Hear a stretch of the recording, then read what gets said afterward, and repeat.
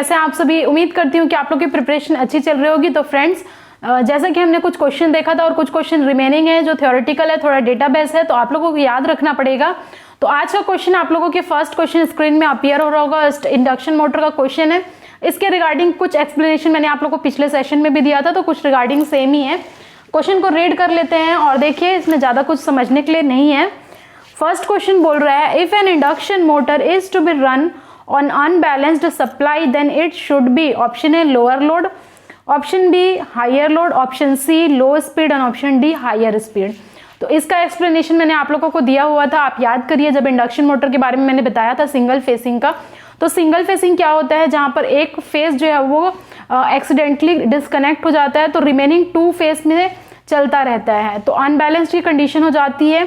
तो उसमें क्या होता है, देखिए 2 कंडीशन होती है, जैसे कि मैंने बताया था आप लोगों को, जैसे कि मैंने आप लोगों को एक्सप्लेन किया था क्वेश्चन 1 के रिगार्डिंग।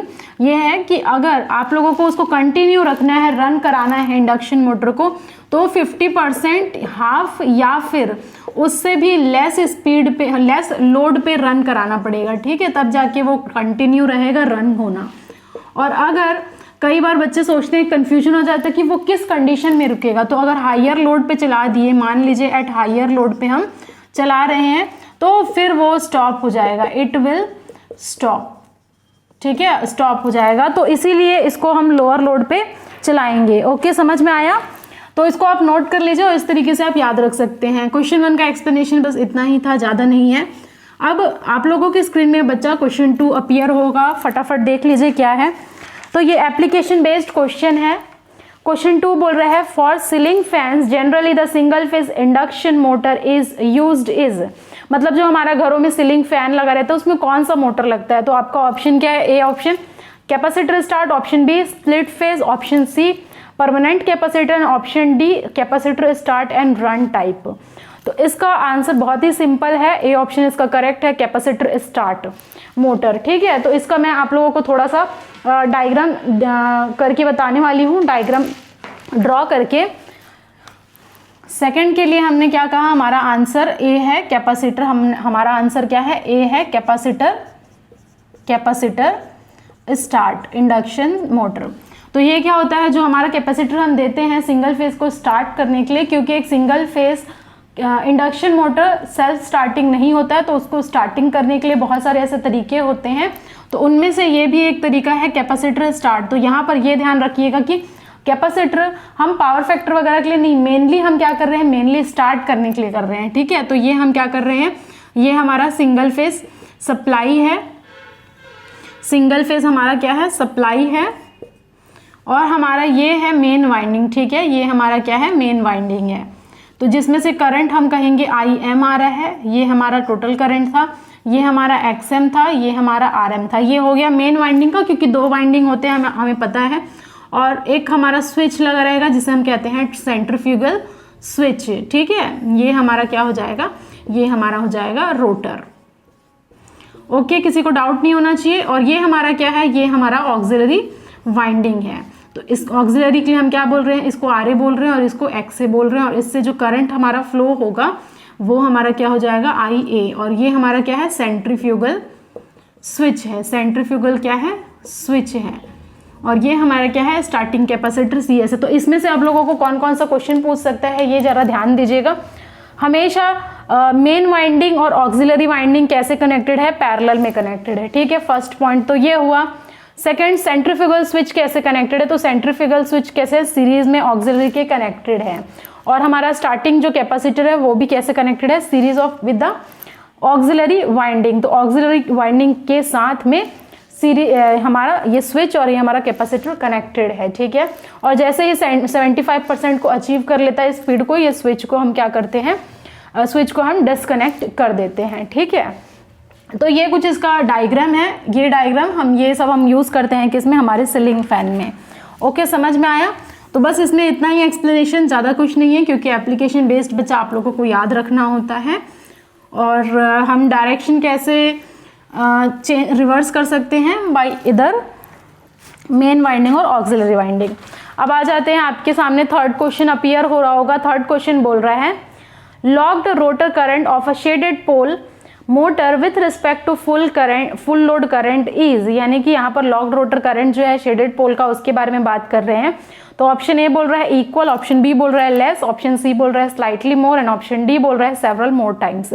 तो ये शेडेड पोल का है। शेडेड पोल मोटर ये खासियत होती है इसकी ये खासियत होती है कि इसका रेटिंग बहुत ही कम होता है, बहुत ही कम होता है। अगर मैं थर्ड क्वेश्चन के बारे में बात करूं तो शेडेड पोल के बारे में आप लिख लीजिए, इसका हमारा क्या है, रेटिंग बहुत कम है और लो टॉर्क है, लो स्टार्टिंग टॉर्क, बहुत ही कम इसका टॉर्क है। ठीक है, ठीक है। और इसमें जो फ्लक्स रहता है, फ्लक्स का डायरेक्शन क्या होता है, from unshaded region to the shaded region. ठीक है, unshaded to shaded region. Okay, next इसकी ये खासियत है कि इसका पावर रेटिंग भी बहुत कम होता है, लो पावर रेटिंग बहुत ही कम होता है। और उसके बाद इसका और एक खास बात है कि इसका एप्लीकेशंस क्या है, एप्लीकेशंस ये है हमारा कि ये बहुत ही स्टार्टिंग टॉर्क लो रहता है बच्चे, तो इसके लिए जो हमारे टॉयज वगैरह रहते हैं, ठीक है, हमारा हेयर ड्रायर रहता है, हमारे ड्रायर्स रहते हैं, उनमें यूज़ होता है, हमारे इलेक्ट्रिक क्लॉक वगैरह में रहते हैं उसमें यूज़ होता है, और मेनली जो स्मॉल इंस्ट्रूमेंट्स होते हैं उसमें यूज़ किया जाता है। ठीक है, स्मॉल इंस्ट्रूमेंट वगैरह में। तो ये सारी चीज़ें टॉयज़ वगैरह में जो खिलौने आते हैं छोटे छोटे बच्चों लोगों को खेलने के, स्मॉल इंस्ट्रूमेंट होता है, हेयर ड्रायर होता है, इलेक्ट्रिक क्लॉक वगैरह होते हैं, उसमें ये यूज़ होता है शेडेड पोल मोटर। और इसका जो लॉक्ड रोटर करंट रहता है as compare to full load current वो स्लाइटली मोर रहता है। तो इसके लिए आपका ऑप्शन कौन सा हो जाएगा, C option is the right answer. तो इसको आप मार्क कर लीजिए। ठीक है, अब उसके बाद आप लोगों को नेक्स्ट फोर्थ क्वेश्चन आप लोग के स्क्रीन में अपीयर हो रहा होगा। तो फोर्थ क्वेश्चन क्या कह रहा है देखिए, fourth question AC series motor के बारे में है। तो in an AC series motor armature coil are usually connected to commutator through. तो जब आप एसी सीरीज मोटर का पूरा आप वर्किंग देखेंगे, उसका कंस्ट्रक्शन देखेंगे, तो वहां पर आपको ये पता चलेगा जो आर्मेचर कॉइल रहता है वो कम्यूटेटर के सीरीज कनेक्टेड रहता है। कैसे, कम्यूटेटर के थ्रू, रेजिस्टेंस के थ्रू कनेक्टेड रहता है। तो ऑप्शन ए में बोल रहा है रेजिस्टेंस, ऑप्शन बी में बोल रहा है इंडक्टर, ऑप्शन सी में बोल रहा है कैपेसिटर एंड ऑप्शन डी बोल रहा है सॉलिड कंटेंट। ठीक है, तो इसका आंसर ए हो जाएगा, रेजिस्टेंस हो गया। फिर ये हमारा, और इसकी वर्किंग और भी है, तो जब डिटेल्स में आप देखेंगे पूरा यूनिवर्सल मोटर का वर्किंग एसी सीरीज का, तब वहां पर हम अच्छे से और बातचीत करेंगे। फिर आ जाता है फिफ्थ नंबर का क्वेश्चन आपके स्क्रीन पे, the capacitor used in a single phase capacitor have. तो अभी मैंने बताया था कैपेसिटर स्टार्ट वाला, वैसे ही बहुत सारे हमारे अलग अलग टाइप्स होते हैं। तो इसमें जो बोल रहा है कैपेसिटर हम यूज करते हैं उसमें क्या नहीं होता है, have no voltage rating, option B dielectric medium, option C polarity marking, option D definite value. तो इसमें इस कैपेसिटर में जो यूज किया जाता है सिंगल फेज कैपेसिटर मोटर में, उसमें कोई भी पोलैरिटी मार्किंग नहीं की जाती है। तो इसके लिए आपका ऑप्शन क्या हो जाएगा, सी ऑप्शन आपका करेक्ट होगा। The capacitor used in a single phase capacitor motor have no polarity marking. ठीक है, अब आ जाता है सिक्स्थ क्वेश्चन आपके स्क्रीन में अपीयर हो रहा होगा, और ये एक हमारा डायग्राम बेस्ड क्वेश्चन है, कैरेक्टरिस्टिक्स बेस्ड क्वेश्चन है।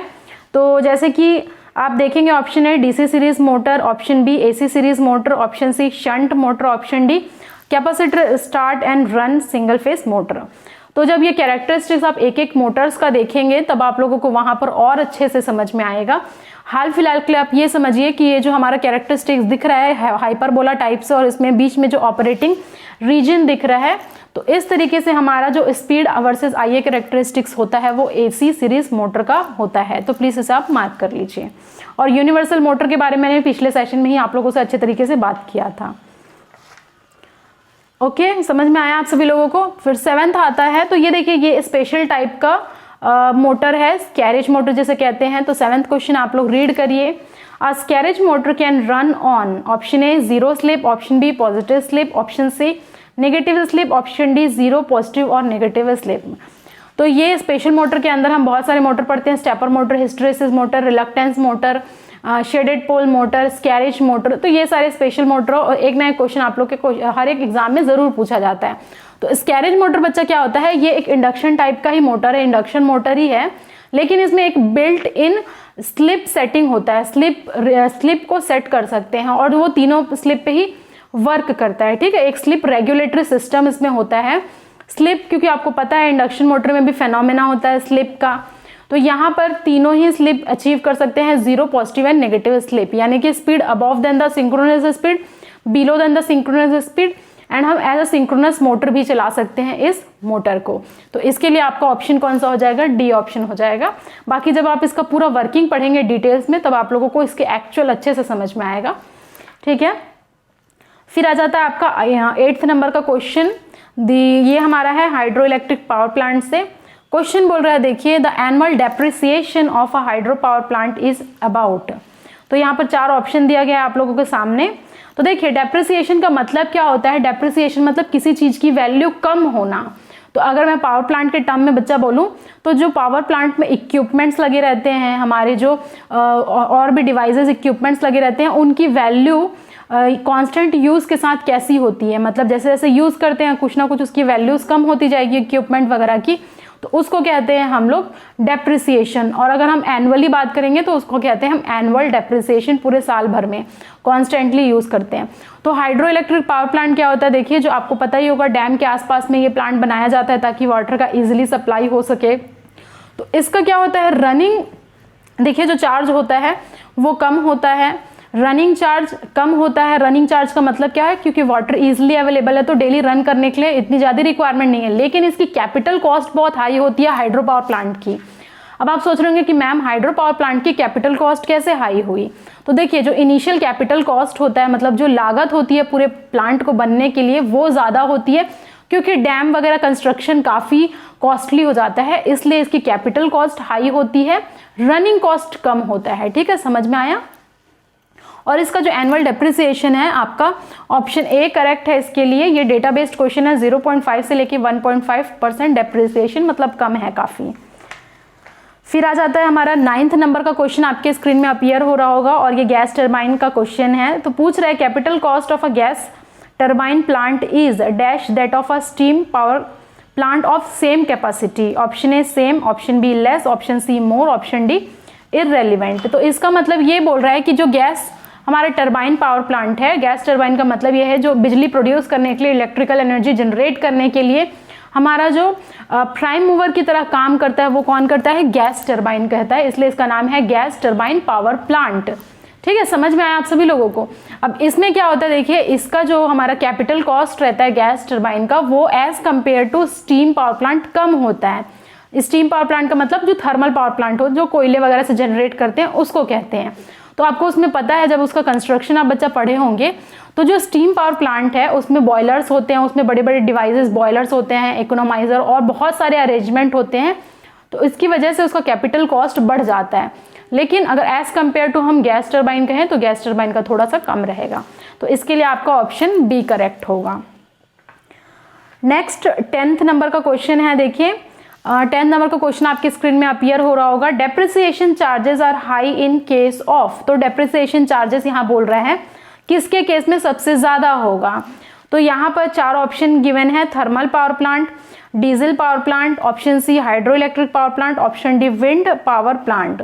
तो डेप्रिसिएशन कॉस्ट जाहिर सी बात है थर्मल पावर प्लांट का ज़्यादा होगा, क्योंकि वहाँ पर बॉयलर है, बहुत ज़्यादा वर्किंग होती है, इकोनोमाइजर है, प्री हीटर है, कंडेंसर है। तो ये सब जो इक्विपमेंट्स है उसका एनुअली अगर हम देखेंगे तो डेप्रिसिएशन ज़्यादा होगा, वैल्यूज कम होती जाती है। तो ओवरऑल इसका हम क्या कहेंगे, डेप्रिसिएशन ज़्यादा है किसके केस में, थर्मल पावर प्लांट का। तो इसके लिए आपका ऑप्शन हो जाएगा A, option is the right one. फिर आ जाता है 11th नंबर का क्वेश्चन, आपके स्क्रीन में अपीयर हो रहा होगा, और ये भी थर्मल पावर प्लांट से ही रिलेटेड क्वेश्चन है। देखिए ये इजी है बिल्कुल, अपने कॉमन सेंस से क्वेश्चन सॉल्व कर पाएंगे। Which of the following in a thermal power plant is not a fixed cost, यानी कि एक थर्मल पावर प्लांट में कौन सा फिक्स्ड कॉस्ट नहीं होता है। ऑप्शन बोल रहा है A option fuel cost, option B interest on capital, option C depreciation, option D insurance charges. तो ये आपको पता है कि जो फ्यूल कॉस्ट होती है थर्मल पावर प्लांट के लिए, ये कोयला होती है बेसिकली। तो कोयला हो गया, पेट्रोल हो गया, डीजल हो गया, जितने भी फॉसिल फ्यूल्स वगैरह होंगे उसके चार्जेस क्या होते हैं, कम ज़्यादा होते रहते हैं। जैसे अभी पेट्रोल का देख रहे हैं तो बढ़ रहा है सडनली, फिर कभी कम होता है, कभी ज़्यादा होता है, कभी कम होता है, कभी ज़्यादा होता है, थोड़ा माइनर बहुत चेंजेस होते हैं। मैं नहीं कह रही हूँ कि बहुत ज़्यादा कम और बहुत ज़्यादा ज़्यादा होता है, लेकिन ये हमेशा क्या है, ये हमेशा वेरिएबल कॉस्ट है, तो ये फिक्स्ड नहीं है, इसलिए इसका आंसर क्या हो जाएगा, A option is the right one. In a thermal power plant fuel cost is not a fixed one, ठीक है, ए ऑप्शन मार्क कर लीजिए। अब आ जाता है 12th नंबर का क्वेश्चन। तो क्वेश्चन बोल रहा है यूटिलाइजेशन फैक्टर से।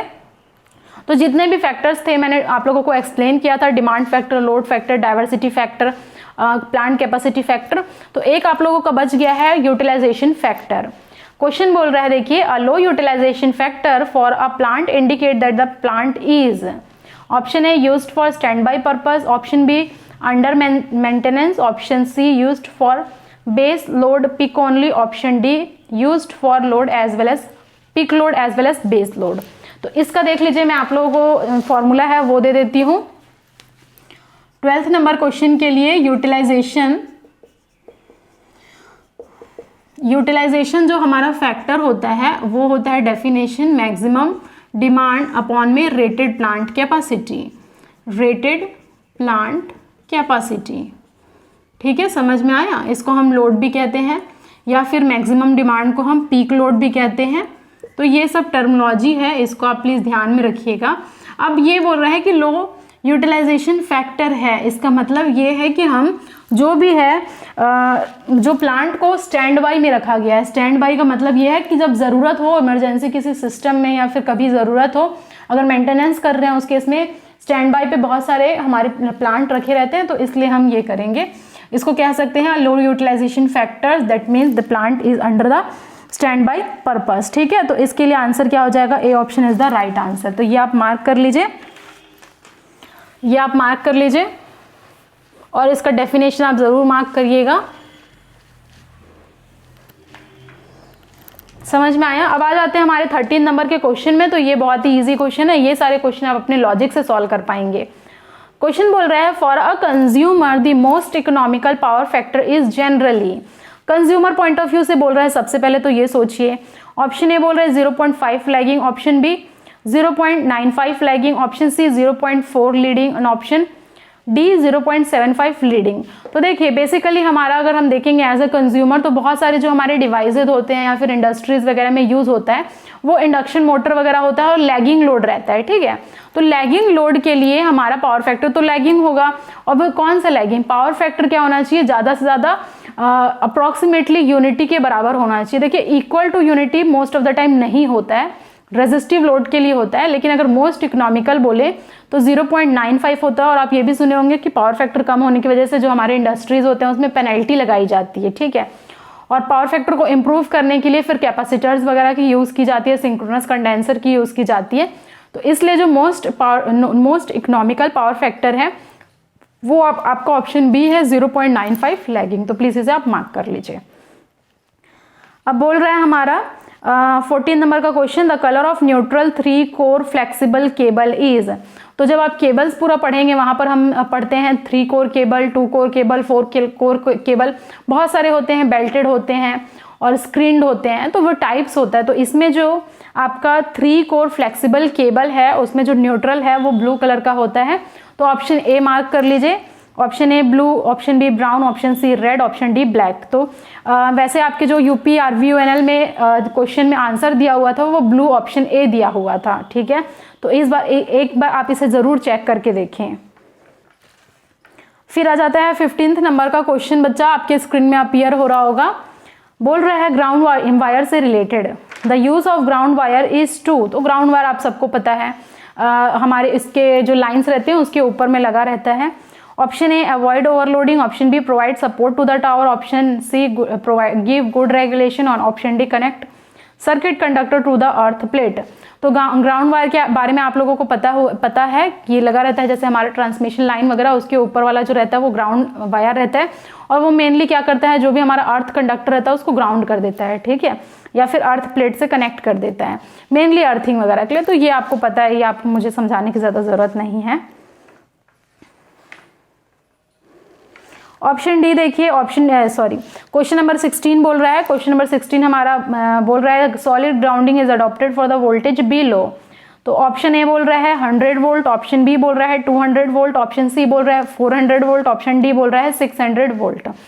तो जब आप न्यूट्रल ग्राउंडिंग पढ़ेंगे जो 4 टाइप से होता है, ये सॉलिड ग्राउंडिंग जो ऑप्शन ए में दिया है उसको हम इफेक्टिव ग्राउंडिंग भी कहते हैं, और एक होता है हमारा रेजिस्टेंस ग्राउंडिंग, एक होता है रिएक्टेंस ग्राउंडिंग, और एक होता है हमारा पीटरसन ग्राउंडिंग। तो ये बेसिकली 4 टाइप्स की न्यूट्रल ग्राउंडिंग होते हैं, जिसमें ये सॉलिड ग्राउंडिंग इस क्वेश्चन के लिए बोला है 600 वोल्ट इस अडॉप्ट किया जाता है। तो आप लगा लीजिए option D is the right one. But जब आप देखेंगे, जब आप पढ़ेंगे अपना बेसिक जो बुक रहती है वीके मेहता की पावर सिस्टम की, वहाँ पर ये जो वोल्टेज का रेटिंग है वो थोड़ा सा डिफरेंट दिया है, तो इसमें आप 600 वोल्ट लगा लीजिए। तो अब हमने 16th क्वेश्चन देख लिया। 17th क्वेश्चन आपके स्क्रीन में अपीयर हो रहा होगा, ये बोल रहा है रिलेटेड टू बंडल्ड कंडक्टर। तो ये इंपॉर्टेंट है, ट्रिपल स्टार आप इस क्वेश्चन के लिए मार्क करिए। By using bundle conductor the critical voltage for the formation of corona will be, option A remain same, option B increase, option C decrease, option D none of the none occur. तो इसमें जो हम पढ़ते हैं critical disruptive voltage, उसके बारे में आप लोगों को पूछ रहे हैं कि जो बंडल कंडक्टर रहता है, बंडल कंडक्टर का मतलब क्या होता है। देखिए जैसे ही हमारा 230 kV अगर हाई वोल्टेज पे इंक्रीज होता है, तो जो एक सॉलिड कंडक्टर होता था वो हम यूज नहीं कर सकते, इसलिए हमें बंडलिंग करना होता है। बंडलिंग का मतलब 2-3 कंडक्टर को इकट्ठा करके एज अ सिंगल हम उसे यूज करते हैं, उसे कहते हैं बंडल कंडक्टर। तो इसका पूरा फेनोमेना होता है, लिख लीजिए। लेकिन जो इंपॉर्टेंट पॉइंट है रिलेटेड टू बंडल कंडक्टर, तो ये हमारा क्वेश्चन नंबर 17 है, बंडल कंडक्टर, बंडल कंडक्टर्स। तो बंडल कंडक्टर्स क्या क्या चीज़ के लिए इफेक्टिव होता है। सबसे पहले तो रिड्यूसेस कोरोना को ये इफेक्ट को कम करता है, ठीक है। ये पावर सिस्टम वाला कोरोना है आपका, ये वाला कोरोना नहीं है, कोविड-19 वाला कोरोना। तो मैं आप लोगों को फॉर्मूला बताऊंगी, जो आप देखते होंगे ट्रांसमिशन लाइन वगैरह में चिक चिक चिक चिक चिक चिक की आवाज़ आती होगी, एक वॉयलेंट कलर का आप लोग ये आयोनाइजेशन हो जाता होगा आसमान में, तो इसको बोलते हैं कोरोना। और ये क्या करता है फिर, रिड्यूस रेडियो इंटरफ्रेंस को भी कम करता है, इंटरफ्रेंस को भी कम करता है, ठीक है। फिर उसके बाद रिड्यूस्ड सर्ज इम्पिडेंस को भी कम करता है। सर्ज इम्पिडेंस का फॉर्मूला मैंने आप लोगों को बताया हुआ था। सर्ज इम्पिडेंस क्या होता है, Z = √L/C होता है, और ये प्योरली रेजिस्टिव होता है, independent of the length of line. और क्या करता है ये बंडल कंडक्टर की वजह से, जो हमारा सेल्फ GMD है या फिर जिसे हम GMR भी कहते हैं, वो क्या होता है, इंक्रीज होता है, ठीक है, वो इंक्रीज होता है। उसकी वजह से जो हमारा रिएक्टेंस होता है या फिर इंडक्टेंस कह लीजिए, इंडक्टेंस हमारा होता है कम और कैपेसिटेंस हमारा होता है ज़्यादा। तो ये कुछ इफेक्ट है बंडल कंडक्टर के, ये इसे आप लोग नोट कर लीजिए, ठीक है। और इसमें जो हमारा डिस्ट्रप्टिव वोल्टेज है, क्रिटिकल डिस्ट्रप्टिव वोल्टेज जो है वो क्या होता है, बढ़ जाता है, ओके। तो इसका भी फॉर्मूला होता है क्रिटिकल डिस्ट्रप्टिव वोल्टेज का। तो ये पूरा एक अलग फिनोमेना है कोरोना का एक अलग फिनोमेना है। और बंडल कंडक्टर यूज करके ये सब मैं रिमूव कर रही हूँ, उम्मीद करती हूँ कि आप लोग इसे नोट डाउन कर लिए होंगे, एक एक पॉइंट इंपॉर्टेंट है, ठीक है। कोरोना उसका एक फुल आप फॉर्मूला लिख लीजिए, PC = 241 × F+25, ये ब्रैकेट है, अपॉन में delta √R/d Vp - V0 whole square × 10⁻⁻5, ये होता है kW/km/फेज। तो ये पूरा फॉर्मूला होता है। इसमें PC जो है देख लीजिए डायरेक्टली प्रोपोर्शनल टू F+25 के बराबर होता है, ये सब क्वेश्चन आता है। बाकी इसके रिगार्डिंग मैं आप लोगों को डिटेल्स में और बात करवाऊंगी, क्योंकि अगर मैं यहाँ समझाने लगी तो बहुत ही लंबा हमारा कंसेप्ट हो जाएगा, ठीक है। तो प्लीज़ आप लोग इसे नोट कर लीजिए, क्योंकि हमारे पावर सिस्टम के बैचेस आ गए हैं, तो आप लोग फटाफट रजिस्ट्रेशन कर लीजिए। वहाँ पर मैं बेसिक से क्लास लूँगी और अच्छे से चीज़ों को एक्सप्लेन और करूँगी डीप में। फिर आ जाता है हमारा द इफेक्ट ऑफ 18 नंबर का क्वेश्चन आपके स्क्रीन में आ रहा होगा। The effect of wind pressure is more predominant on. तो विंड प्रेशर का आपको पता ही है कि मोर प्रीडोमिनेंट किस में होता है। Option A supporting tower, option B neutral wire, option C transmission line, option D insulator. तो जो सपोर्टिंग टावर वगैरह होते हैं, टावर्स आप देखते होंगे, तो उसमें इफेक्ट विंड प्रेशर का मोर प्रीडोमिनेंट होता है। ठीक है, तो ऑप्शन ए मार्क कर लीजिए। तो इसमें कुछ नहीं है, इसमें ज़्यादा कुछ समझने की चीज़ नहीं है आप लोगों को। फिर ऑप्शन हमारा क्वेश्चन हमारा 19 आपके स्क्रीन में आता है। ये मोस्ट इंपॉर्टेंट क्वेश्चन, आप इसे मार्क कर लीजिए, ट्रिपल स्टार। स्किन इफेक्ट से क्वेश्चन बहुत ज़्यादा पूछे जाते हैं। ठीक है, इसमें क्वेश्चन बोल रहा है skin effect is only noticeable at dash frequency. तो इसमें ऑप्शन ए बोल रहा है ऑडियो फ्रीक्वेंसी, ऑप्शन बी बोल रहा है लो फ्रीक्वेंसी, ऑप्शन सी बोल रहा है high frequency and option D बोल रहा है ऑल। तो ये आपको पता होना चाहिए। देखिए कि जो हमारा स्किन इफेक्ट होता है वो एक्चुअल में क्या होता है। तो हमारा जो डायरेक्ट करंट होता है डीसी करंट, उसमें करंट यूनिफॉर्मली फॉर्म होता है। तो यूनिफॉर्मली फॉर्म होता है मतलब एक अच्छे तरीके से यूनिफॉर्मली पूरा फ्लो होता है। लेकिन जैसे ही हम फ्रीक्वेंसी बढ़ाते हैं, मतलब एसी का फिनोमेना आ गया, तो एसी के फिनोमेना की वजह से जो हमारा करंट होता है वो आउटर सरफेस में ही फ्लो होता है। बस यहाँ पर हमारे स्किन में फ्लो होता है कंडक्टर के, इसी को कहते हैं हम स्किन इफेक्ट। और इसकी वजह से हमारा क्या होता है, रेजिस्टेंस बढ़ जाता है। रेजिस्टेंस बढ़ने की वजह से पावर लॉस होता है। तो ये एक इल इफेक्ट है, ये एक बैड इफेक्ट है। और इसी के साथ साथ एक और चलता है प्रॉक्सिमिटी इफेक्ट। ठीक है, तो ये हमारा क्या है, ये हाई फ्रीक्वेंसी में मोर प्रीडोमिनेंट होता है। तो ये आपका ऑप्शन हो जाएगा, C option is the right one. समझ में आया आप सभी लोगों को? समझ में आया आप सभी लोगों को? अब इसके बाद बोल रहा है, देख लीजिए,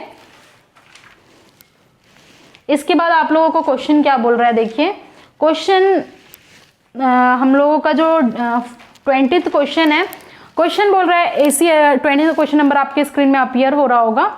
ये बोल रहा है, देखिए ACSR conductor have 7 steel strands surrounded by 25 aluminium conductor will be specified as. तो ये बहुत सिंपल क्वेश्चन है। ऑप्शन है 25/7, ऑप्शन बी 7/25, ऑप्शन सी 50/15 और ऑप्शन डी 15/50। तो इसका ऑप्शन ए करेक्ट है। जो भी हमारा एल्यूमिनियम कंडक्टर दिया रहेगा, देखिए ये एक्चुअल में होता क्या है, एक्चुअल में हमारा ACSR कंडक्टर ये बीच में स्टील का होता है, स्टील्स होते हैं, और जो हमारा आउटर में रहता है ये सारे एल्यूमिनियम के रहते हैं। ठीक है, तो इसमें हमारा 20th नंबर क्वेश्चन में ACSR बोल रहा है। तो सबसे पहले तो इसका फुल फॉर्म आप समझ लीजिए, एल्यूमिनियम कंडक्टर स्टील रेनफोर्स्ड, मतलब स्टील का अंदर है और बाहर में एल्यूमिनियम है। तो यहाँ 25 एल्यूमिनियम है और 7 हमारे स्टील है, तो इसका रिप्रेजेंटेशन होता है 25/7। ठीक है, तो ये हमारे बीच बीच में वाले स्टील होते हैं। इसका फुल फॉर्म क्या है, एल्यूमिनियम कंडक्टर स्टील रेनफोर्स्ड। ठीक है, और सिमिलरली एक और होता है, ये याद रखिएगा, ACAR होता है। फुल फॉर्म आप लोग अपने से लिख लीजिए, एल्यूमिनियम कंडक्टर एलॉय रेनफोर्स्ड होता है। और एक होता है AAAR, तो ये होता है ऑल एल्यूमिनियम एलॉय रेनफोर्स्ड। तो ये कुछ 3 है, इसके फॉर्मूले आप लोग फुल फॉर्म आप लोगों को लिखना चाहिए, कभी भी आ सकता है क्वेश्चन में। ठीक है,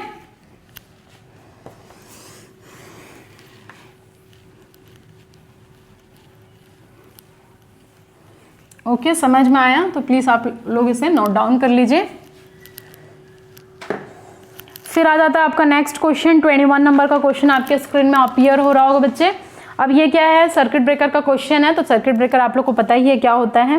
क्वेश्चन बोल रहा है, in a circuit breaker ionization is not facilitated by.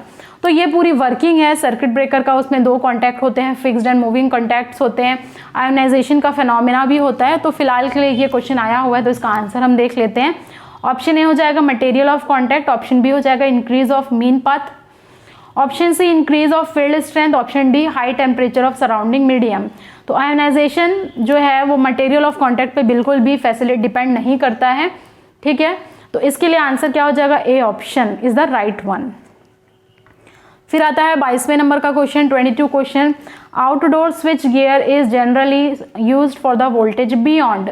तो इंडोर होता है, आउटडोर होता है। स्विच गियर मतलब प्रोटेक्शन जो करता है, आप देखते होंगे सर्किट ब्रेकर, ये सारे हमारे क्या है, स्विच गियर्स हैं, आइसोलेटर्स हो गए, हमारे फ्यूजेस हो गए, ये सारे switch gears and protection devices हैं। तो आउटडोर स्विच गियर के बारे में बात कर रहा है कि not generally, is generally used for the voltage beyond। Option A 11 kV, option B 33 kV, option C 66 kV, option D 132 kV। तो इसके लिए आंसर है 66 kV। Outdoor switch gear is generally used for the voltage beyond 66 kV। C is the right one. अब 23rd number का question आपके screen में आ रहा होगा, the most serious result of a major uncleared short circuit fault could be. तो ये आपको पता होना चाहिए, शॉर्ट सर्किट होता है जब आप देखते होंगे तो कई बार स्ट्रीट में भी होता है या बारिश वगैरह के सीजन में जब हमारा मॉइस्चर रहता है तो उस समय आपको चिक चिक चिक चिक की आवाज़ करके फिर एक शॉर्ट सर्किट होने की वजह से आग लग जाता है, तो वो हमारा सबसे क्या है, डेंजरस सिचुएशन है, serious. Option A blowing of fuse, option B fire, option C deterioration of insulation and option D heavy current in neutral. तो बी हमारा सबसे सीरियस रिजल्ट होता है शॉर्ट सर्किट का। ठीक है, घरों में भी कई बार देखते हैं ना, शॉर्ट सर्किट की वजह से आग लग जाता है, चिंगारी आने लगता है, वो होता है। अब 24 नंबर का क्वेश्चन आपके स्क्रीन में अपीयर हो रहा होगा बच्चा, least number of fault occurs in. तो ये आप अपने दिमाग से बना सकते हैं कॉमन सेंस से यूज करके। ऑप्शन ए बोल रहा है ट्रांसमिशन लाइन, ऑप्शन बी बोल रहा है केबल, ऑप्शन सी बोल रहा है switch gear and option D बोल रहा है ट्रांसफार्मर। तो ये बताइए सबसे कम फॉल्ट किस हमारे इक्विपमेंट में होगा। तो क्योंकि आपको पता है केबल जो होते हैं वो अंडरग्राउंड होता है और अंडरग्राउंड में क्या होता है, रेडियो इंटरफ्रेंस वगैरह भी कम होता है और फिर कोरोना का इफेक्ट भी कम आता है as compare to overhead line transmission. तो इसका ये फायदा है कि सबसे कम फॉल्ट जो होते हैं वो केबल्स में होते हैं। तो आपका B option is the right one. ठीक है, अब हमारा 25 नंबर का क्वेश्चन और आज का आखिरी क्वेश्चन ये है कि the use of merge price protection is applicable to. तो प्रोटेक्शन स्कीम जैसे कि आप लोगों को मैंने बताया था, alternator A option, B option short transmission line, option C long transmission line और option D air cooled transmission line.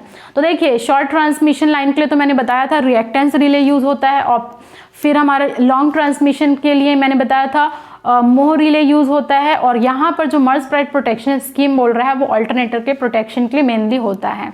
और भी बहुत सारे ऐसे मेथड्स हैं जो ऑल्टरनेटर के प्रोटेक्शन के लिए होता है, तो वो अलग अलग सिचुएशन के ऊपर डिपेंड करता है, वो पूरा प्रोटेक्शन का पार्ट है। इसके लिए अभी आप लोग लगा लीजिए alternator is the right one. तो ये हमारा हो गया आज का 25 क्वेश्चन, और अब कुछ क्वेश्चन और बच गए हैं वो हम देख लेंगे।